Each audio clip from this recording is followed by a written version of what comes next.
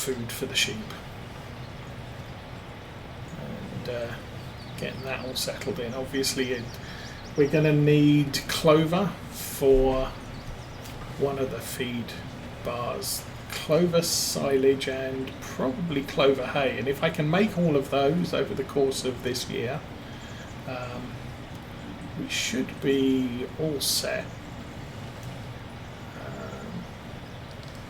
and not need grass, and then all the grass we can produce, or all the grass that we do produce, can just go straight to silage for sale at the BGA, and that will supplement our natural fertilizer.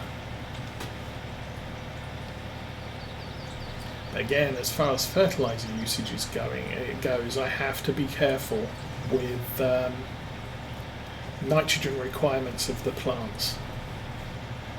Clover only needs 60 litres per hectare, and the problem is I planted the clover on grass fields, fields that were already planted grass. So of course when I ploughed those in, the clover basically, the grass added nitrogen to the soil. And then I went over it with manure, which added more nitrogen to the soil and just totally blew through the nitrogen requirements for clover.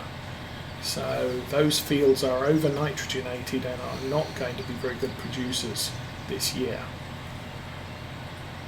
Meanwhile, the grass fields weren't planted. They were basically set as arable fields, which was kind of a surprise, because or at least one of them was. So there was nothing to plough in, so there was no boost to the nitrogen on that field. And grass needs a whole metric ton of nitrogen. It's probably one of the most nitrogen heavy crops we could plant. And so that's going to need topping up every time we cut the grass. But the clover, I'm kind of hoping clover doesn't add too much, if anything, to the nitrogen levels when you cut it. At this point, I'm just assuming it's like grass. So you cut it, there's a free layer of nitrogen, or a free layer of fertilizer, which with precision farming works out to a boost in the levels of nitrogen.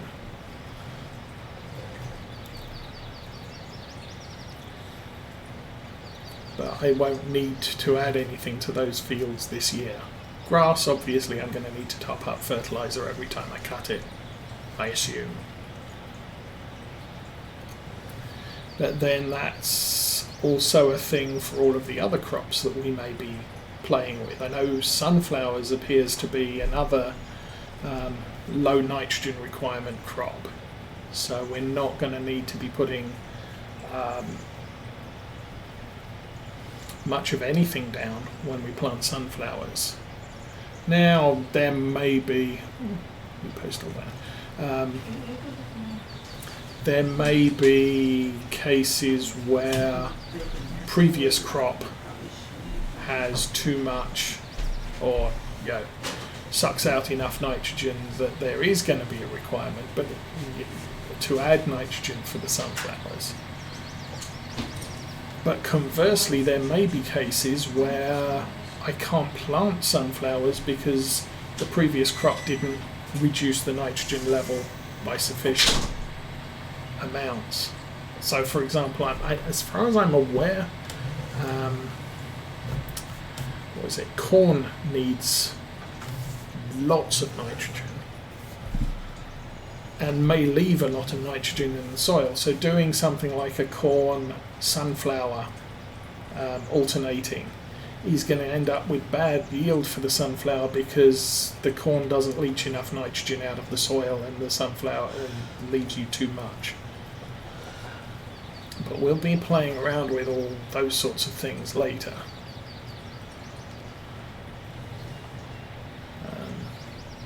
And and it's going to be interesting come fall when we start harvesting and seeing how much pH drops at each harvest and how much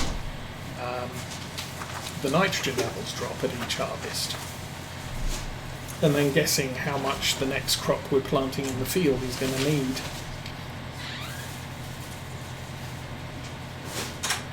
But I'm really going into the whole precision farming thing fairly blind. I'm only speaking on the knowledge of the crops I have on this map right now. So, I mean, if we go here,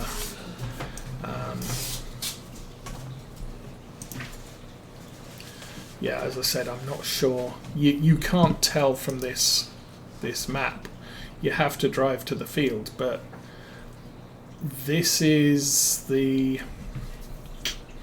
What's this? This is the sugar beet field, and this is the triticale field, and this needs more nitrogen than that by a small amount.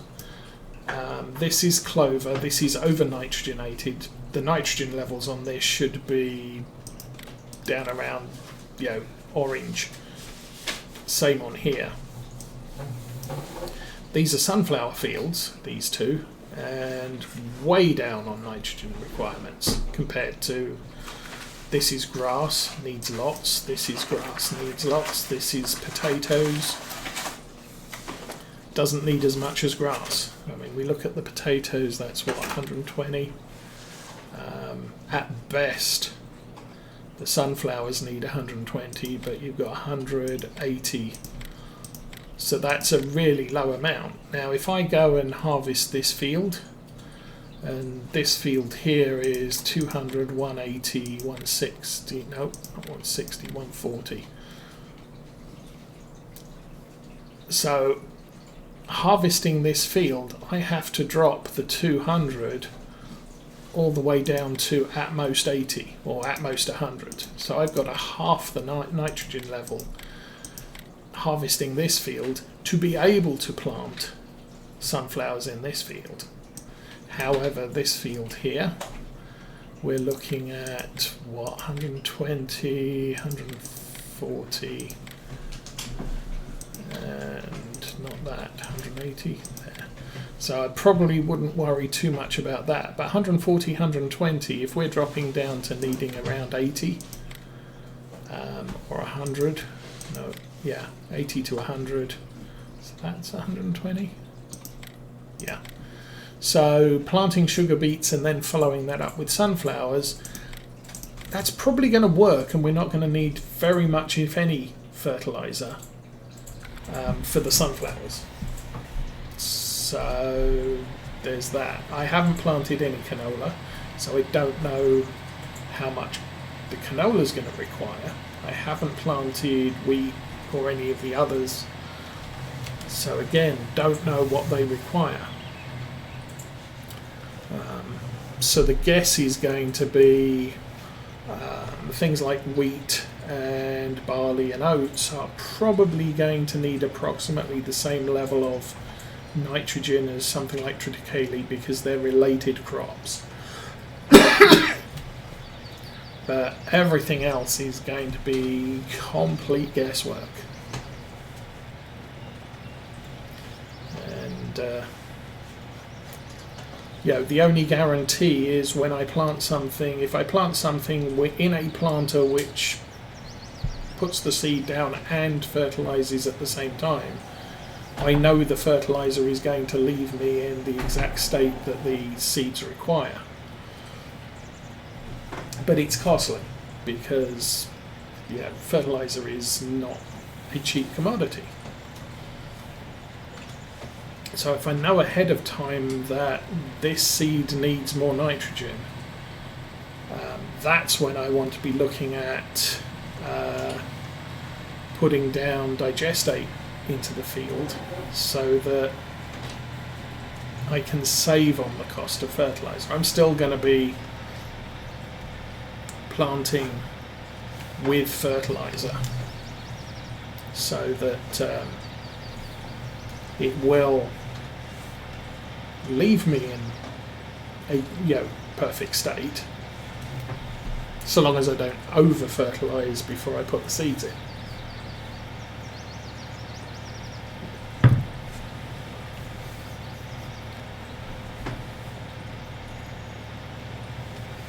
I also like that the manure spreader and slurry spreaders do have an automatic setting. The problem is there's no real control over how much nitrogen goes into the soil. It just goes in because you typically put those down before there's any seeds in the ground.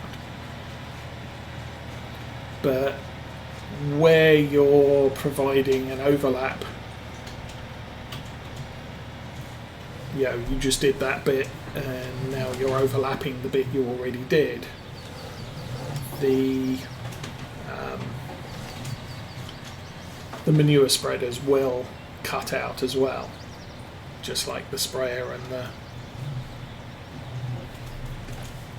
the solid spreaders. So that's a good thing. You're not wasting application, it's just that there's less control with natural manure. Long hauler is back from work. Congratulations.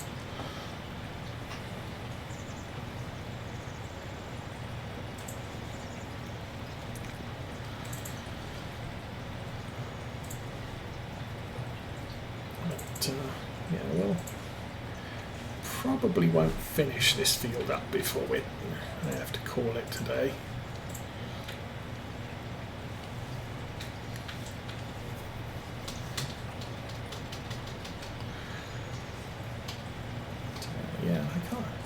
I can't think of much in the way of news. I know,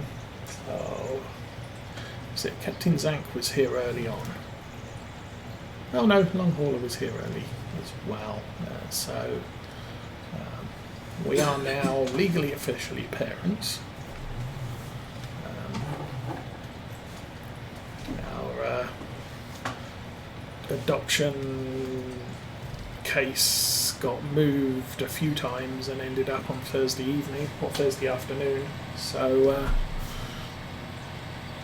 we all got sworn in as parents, or at least Mrs. Osa and I got sworn in as parents, and that's really most of the news this week. Oh, and our contractor took our freezer for away. One of his friends wanted our chest freezer, so that's gone. That's a good thing. So one of the things we may be looking at now that production of freezers is back online somewhat and the supply chain is re-established, we are maybe looking for a freezer this afternoon, evening. Not entirely sure, but it's kind of something we want to do.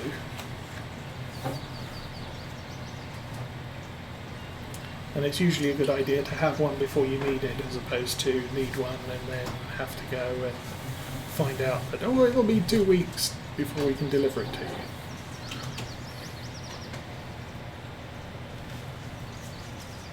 Now, we went to do our taxes yesterday and we discovered the place that we normally buy all of our what the British call white goods, and but kitchen appliances, is closed. So, well, that went away. Also, the Applebee's across the street from them is closed as well, which also a surprise. Because that Applebee's is right by the highway, right on the corner, and very accessible. And yeah, it's not there anymore. So, oh well.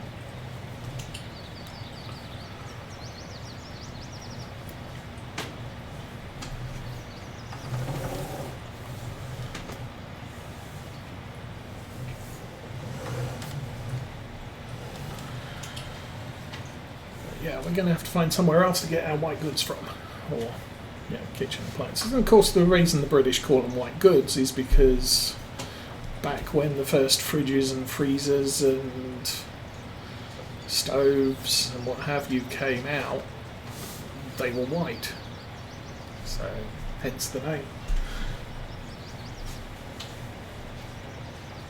Nowadays they're stainless steel and black and all sorts of different.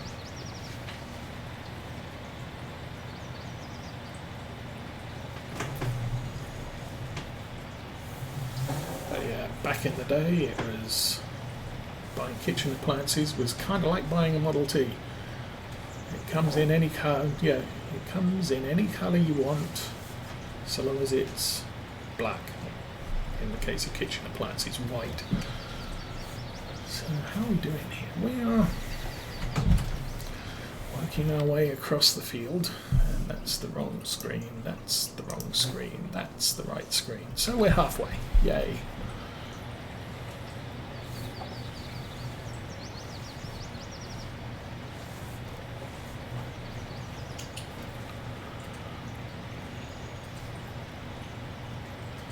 And then I've still got the day off that the adoption was supposed to happen, so I can go and get new tyres for the car and my haircut and a whole host of other stuff at the same time.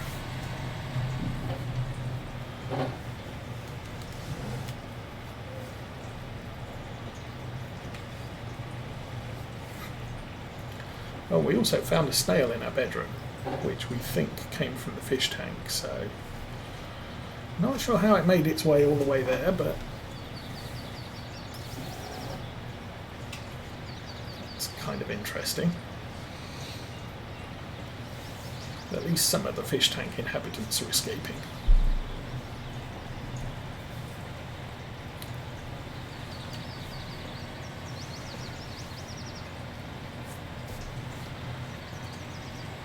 Fortunately, all the fish we have are algae eaters, so we're not relying solely on the snails to keep the tank clean, although they can get into places which the fish can have trouble getting to.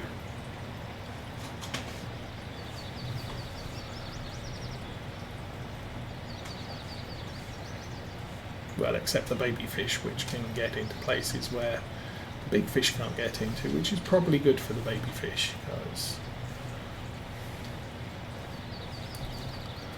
the big fish will eat them if they stay out in the open too long. Now, one of the catfish tried to eat the first batch of babies. He may have got some, but yeah. The three that are left and have managed to grow to a reasonable size that they're kind of too big for him to eat.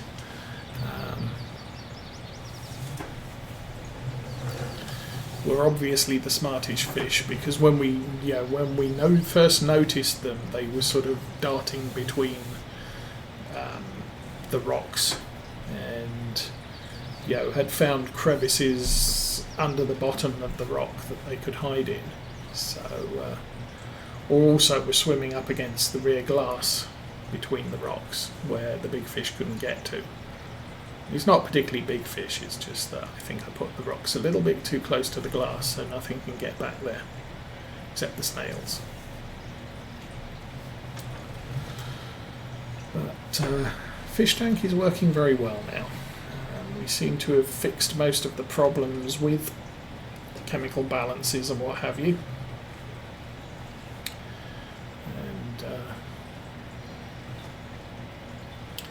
The fishes are producing babies like crazy, although we think they were, due to the time frame of them being in the tank, the first babies appearing, we assume we actually bought pregnant fish, so yay. That beats the pregnant snail that we bought last time. First snail we bought, we figured small tank, only need one snail. And about a week later there was sort of 50 to 100 really, really, really tiny snails. And then I think a few weeks later mummy snail died. So but yeah, we bought one snail and ended up with about 50. And a lot of them didn't survive. And when we moved I only managed to rescue about 3 of them, and then unfortunately didn't notice that one of them had crawled onto the travel fish tank lid, so didn't get transferred to the new tank. So we've only got 2 of our original baby snails, but yeah, that was kind of a surprise.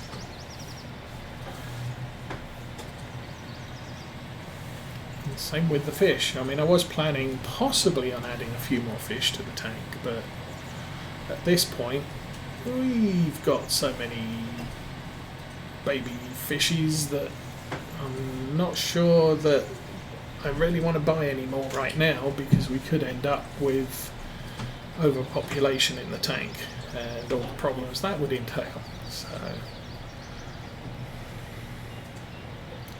and I'm only introducing, I usually leave it 2 to 3 weeks before I introduce any new fish to the tank, just to let the chemicals balance out again for the current population, then buy sort of fewer than half a dozen more, let the chemicals rebalance, and then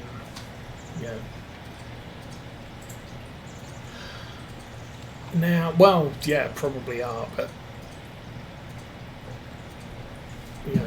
if a snail is pregnant, it's going to reproduce new ones.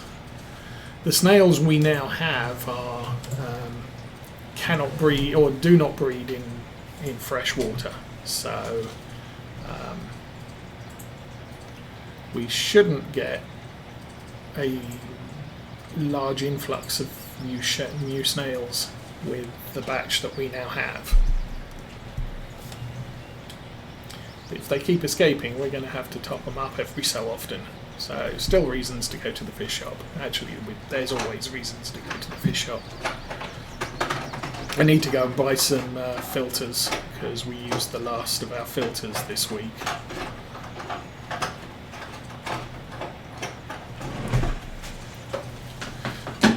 And unfortunately our filter device uses 2 filters, and they come in packs of 3, so probably buy 2 packs, which will last us 3 changes then.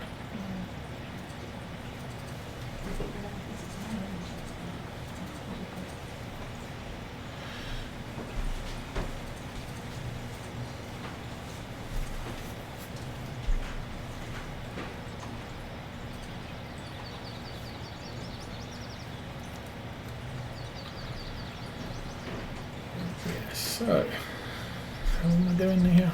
We are 70%. Okay, so we're nearly done with this one.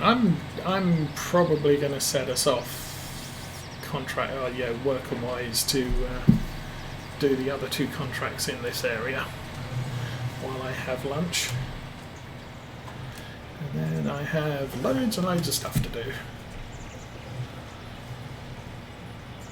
Oh, we didn't park the truck down the back. Ugh. We've got a whole load of cardboard boxes to take to the recycling, so the plan was to stick the truck down the back last night so we could just load it up with all the cardboard boxes from the garage and stuff.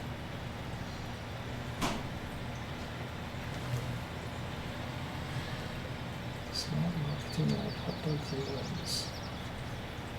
Yes, indeed.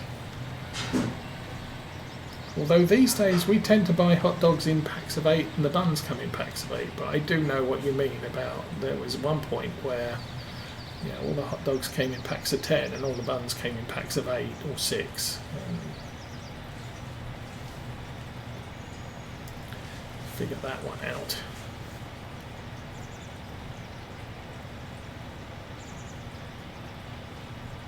But we tend to buy store brand stuff, so I think the store is sort of, we'll sell them in packs of 8, and someone hasn't pointed out to them that, well, if you sell some in packs of 8 and the others in packs of 6, then they're going to have to buy more and end up with odd numbers.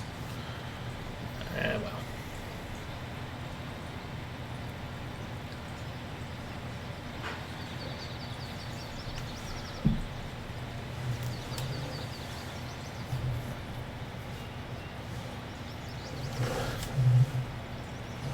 So yeah, that's something else we're going to be exploring, is when we do put fertilizer down. I wonder if germinating or planted and stage 0 growth are different stages, and that I can add a chemical to the field during stage 0 and not kill everything, or not get crop destruction penalties. Yeah, that'll be probably something we'll wait till spring next year for. Depends how bad the weeds get. As you can see, I mean, they're still fairly, even on this field, they're fairly sparse. So, 15% penalty patch there, another one there, another one there. That's still not as bad as crop destruction and losing 100% of your crop where your tyres go, regardless of whether you're using narrow tyres or not, narrow wheels or not.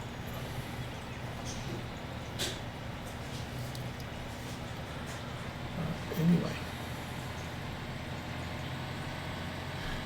248, 77%. We are nearly done.